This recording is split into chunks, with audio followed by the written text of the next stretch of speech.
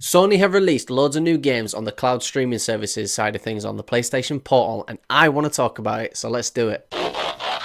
Hey everyone, welcome back to the channel. This is Nathan talking, not Liam. He's currently in Marbella and he's trusted me to cover the latest and greatest games that have been released on the streaming cloud and stream cloud. Wait, cloud streaming service? We'll go with that one. Liam released a video and it was in regards to the Midnight Black Edition PlayStation Portal. I don't have one for myself, but I do have the white version, which is just as good, but the Midnight Black one is. When Liam finished his video, also, if you have not seen that video, it's just there. It's a great way to stay in shape. Sony went and released loads of games for the cloud streaming service, and this is what I'm going to get into today. 34 new games, not new, but new to the PlayStation Portal. What they've done is put this into that, this into there, this into there. The old vintage masterpieces. Is it just nostalgia baiting, or can we actually fully enjoy these games now? Because I myself have actually gone back and played games that I thought was amazing back then now, and they weren't so amazing. Do you know what I mean? I hope people can relate to that. A game that I recently played was Medieval on the PlayStation Portal. Back then, I absolutely adored the game. I put in about an hour's time into playing Medieval, and I just couldn't sink my teeth into it like I used to. So not only have Sony released games to tap into our childhood, they've also released a couple of AAA games. We've got Jedi Survivor, Wild Hearts, and Topspin. Enough talk from me. Let's get into a few games, shall we? Starting off with the most famous hedgehog on the planet, Sonic, in Sonic Frontiers. Worlds collide in Sonic's new adventure. Sonic is in search of missing Chaos Emeralds. He becomes stranded on an ancient island, teaming up with familiar faces. Battle hordes of powerful enemies as you explore a breathtaking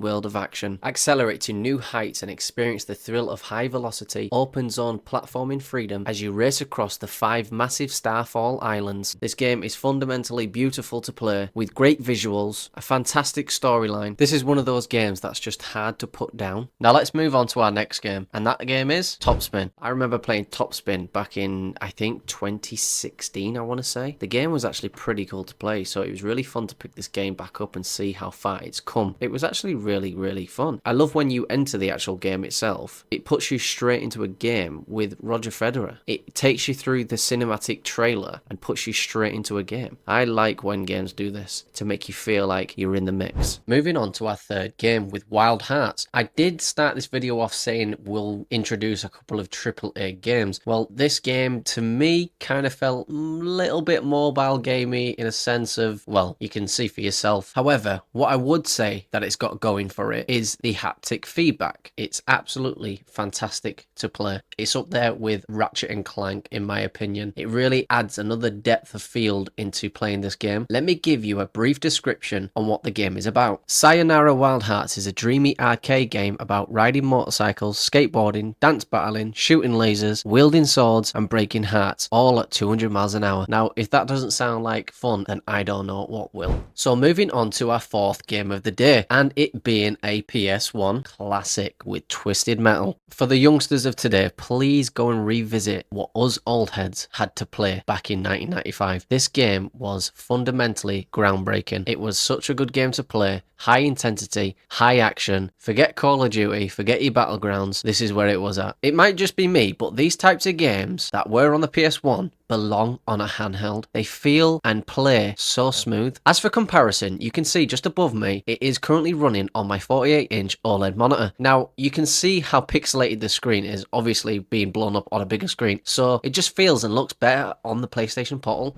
Moving on to what I think is one of the best games on the list so far, and that is Atlas Fallen Reign of Sand. It's an RPG game developed by Deck 13 Interactive and published by Focus Entertainment. I don't know about you guys, but when I load up into a brand new game, I like to just do a little bit of a spin around just to test how smooth the game is during cloud streaming, and seemingly the game is running really nice and smooth. Let me give you another brief description. In a solo or co-op experience, Reign of Sand, the ultimate version of Atlas Fallen. Ride the sands of timeless land and defeat legendary monsters in spectacular action using devastating powers. In my opinion, it's one of those hidden gems. It's one of those games that I look at and think, kind of not for me. But after playing for so long, I love this game. It almost plays like God of War, in my opinion. Now, moving on to a game that I think is currently slept on, The Man Who Erased His Name. It's a 2023 action-adventure video game published by Sega and developed by RGG Studio, who have also given us a brand new game with Like a Dragon pirate Yakuza. However, let me give you a rundown about The Man Who Erased His Name. Once a legendary Yakuza, Kazuma faked his own death and abandoned his name for the sake of protecting his family. Now he is thrusted into conflict by a mysterious figure attempting to drive him out of hiding. When it comes to a beat 'em up type of game, RGG are one of the best to do it. So if you're looking for a story-rich, high-impact action beat 'em up game, this is the type of game for you. High combos, a lot of damage, and a fantastic storyline to follow. To put it simple, I think this game is worth your time. So there you have it. Now obviously I've not covered absolutely every single game in this video because this video will be very, very long. I've kept it down to a little bit of a minimum, and I've only selected a few games that I actually recommend you spend your time on. Now, as I was wrapping up the video, Sony went and released a couple more games. I'm just going to cover them very, very briefly. We have Captain Tsubasa